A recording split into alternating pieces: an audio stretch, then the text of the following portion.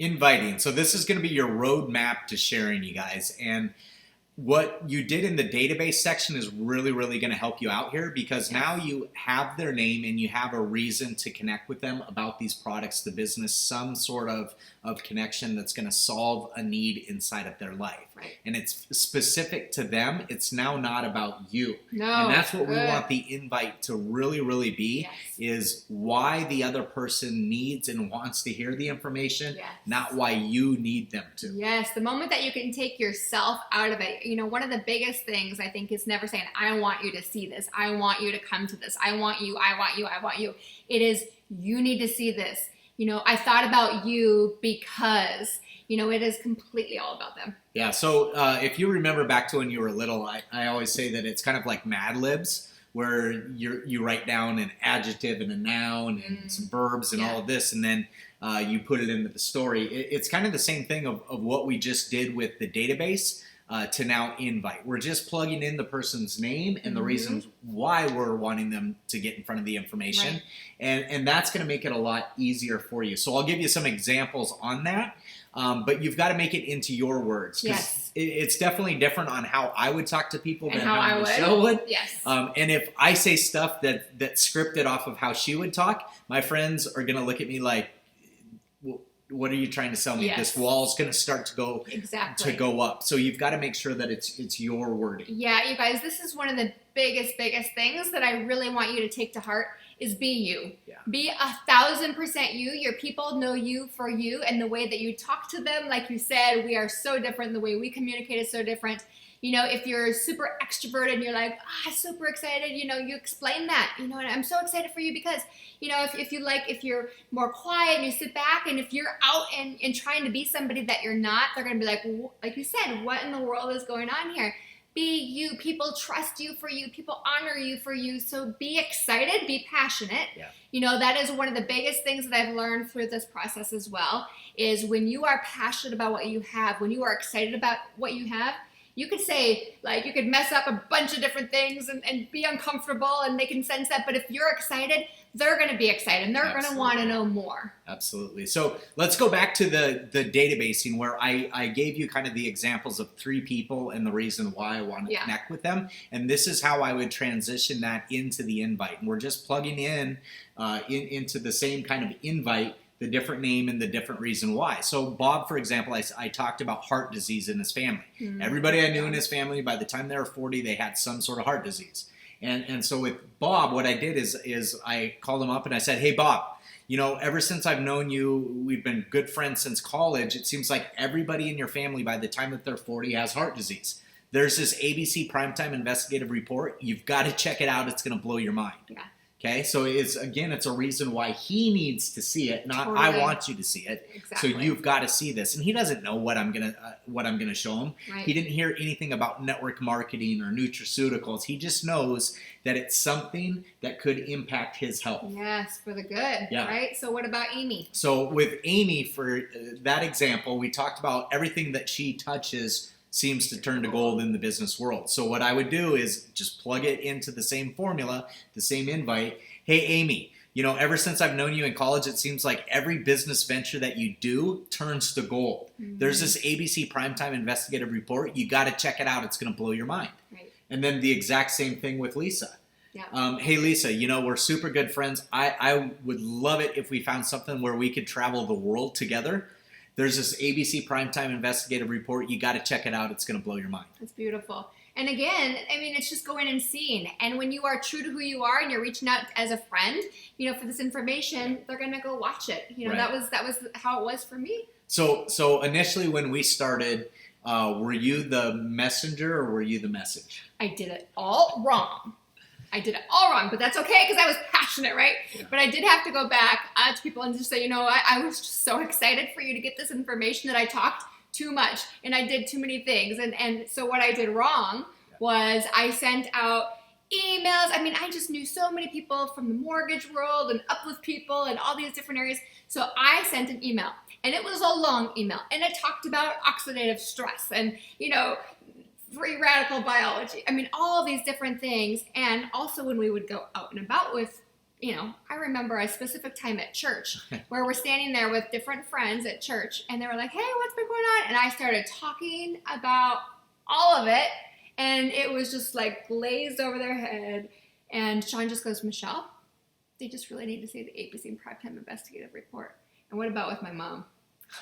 Yeah, so we were sitting there after our first meeting. We had signed up, trying to explain it to her mom of what we were doing, and you could tell she was kind of rolling her eyes and like, what are you just kids not doing interested. now? Like, she just wasn't paying attention. Right, just kind of nodding and in I'm super agreement. close with my mom. She's my hero. And all of a sudden it was like, okay, the kids are out in the living room. They've got the iPad. Yep. We were told to just show them the ABC video. Let's get that and show her the video. Right. And I kid you not, within the first 10 seconds. Well, if my mom was sitting back like this, like not really paying attention. Like I said, we're super close. So I'm like, oh, she's totally not listening. Yeah. Then Shawn goes, Michelle, she just needs to watch the ABC clip.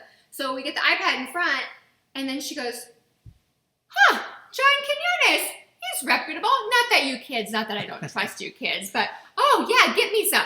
You know, and she was just wanted more information and wanted to get the products right away. And so that's the difference between trying to be the messenger right. and just being the message itself. Yes. Because as the messenger, we're just driving people to see the opportunity meeting or the ABC Primetime video. We're not trying to brain dump everything that we've learned, because I will tell you this is absolutely true, that your friends and family have very concrete ideas of what you know and what you don't know, what you're an expert at and what you have no idea about. So for me, for example, my list of characteristics or traits that my friends or family would have written down prior to joining LifeVantage would not have included anything about network marketing, and definitely wouldn't have included anything about nutraceuticals. Right.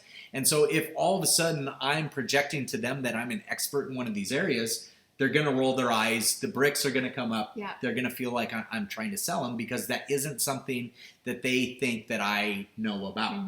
And so even if I knew every single thing about it and I could regurgitate all that information, in their head, I'm not the expert. So I'm the guy that got my MBA. I know about financial stuff. I watched football and drank beer with them, I did not know about network marketing or nutraceuticals.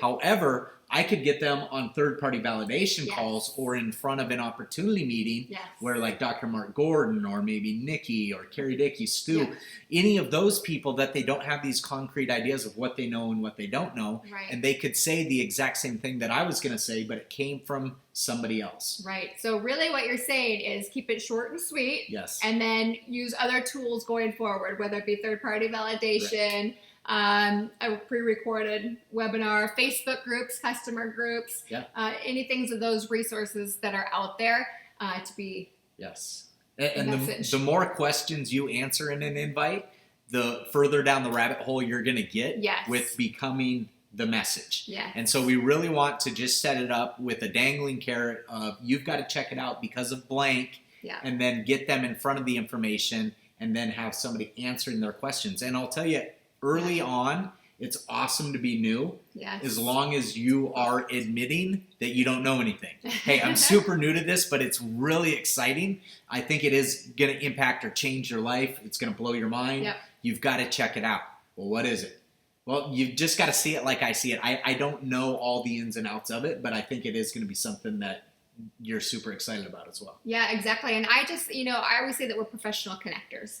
And that's why, in the beginning stages of all these videos, we said it's really important to learn who your team is and build that relationship with them, because you can then say, that is an awesome question. I'm super excited about what we have for you. And, Joanne is an incredible person and knows the science inside and out. And she's explained all these different things to me. And I've watched all these, and I know that this is the real deal, but I want you to get your questions answered, and I'm going to sit there and I'm going to learn and listen too, but she is the best of the best. And so it's a comfortable process. Nothing that we ever do is salesy, ever. So we're connectors. And so the last part of this is you just have to know what you're inviting them to. Okay. For some of you, it might be a home meeting. It might be a hotel meeting in your market. It's something that's live. Could be coffee that you're inviting them to meet up with you and somebody else to do coffee. It could be a webinar. It could be pre-recorded. Right now, we use pre-recorded opportunity meetings quite a bit. A lot. And so just knowing what you're going to send them to as well is pretty important. And don't send them, if you are sending them pre-recorded stuff or just the ABC Primetime video, don't send them it until they've committed to a time that they can watch it. Yeah. We made that mistake of sending it to people early, and how many people would open it up? Right. It's having that communication and knowing that this is a business, right? People are really, really busy. All of us are super busy. Yeah. So if you're excited for them, so I always say, oh, this is, super exciting. You're going to watch it at 7:30 tonight. Perfect. I'll follow up with you, right after. So if you set those times, it sets it up as a business, but it also sets it up that you care about them. You truly care that they are watching it, that you can answer all the questions that they might have afterwards. Don't be fearful of that. That is a beautiful thing to do for them. Yeah, so inviting. So much we can say, right? Yeah, and this might be something that is one of the most uncomfortable things for you to do. And with practice, I promise you it will become more natural and easier to guide people into the information. But unless you get past that uncomfortableness, you aren't going to grow your business. So it is important for you to practice this and get out there, even if it isn't going to be great at first. Yeah, totally. And I just, as always, it's when you're in the action mode, when you're in it, just keep doing it and doing it and doing it. And again, don't think, just do. Here I go again. You're inviting, keep it short and sweet. Keep it short and sweet. It's okay that you're busy. Some people think in the beginning like, oh, I need to block off an hour to figure out, or when is the best time going to be to reach out to this person? I'm telling you, there's never a perfect time to reach out to any specific person because everybody's lives change on a daily basis. So on your way to work, call, hey, you free tonight at, 7 o'clock? Hey, what are you doing tomorrow? Just short and sweet and just continue. And when you're on a roll, just feel it, because people, again, feel your amazing energy. If you're on a roll, just call and invite and be excited again and again and again and again. Yes. And again. And the phone can get heavy and hard at times to pick up and actually either have that conversation or send that text message. So if you're feeling like that, what I would suggest is maybe if your enroller is right there in the same city, that you guys get together in person to do these together. Yes. Because it'll make it a lot less intimidating. They can do it while you're doing it and vice versa. You can get immediate feedback on how it was going, what could be changed, things like that. So do it with other people as well too if you're finding it hard to get that invite out to people. Yeah, it's super fun to do it when somebody's right there with you, because you can actually even sometimes move into that third party immediately with them. Yeah, it's fun. Perfect. All right. Can't wait to see how your invites go. Yay!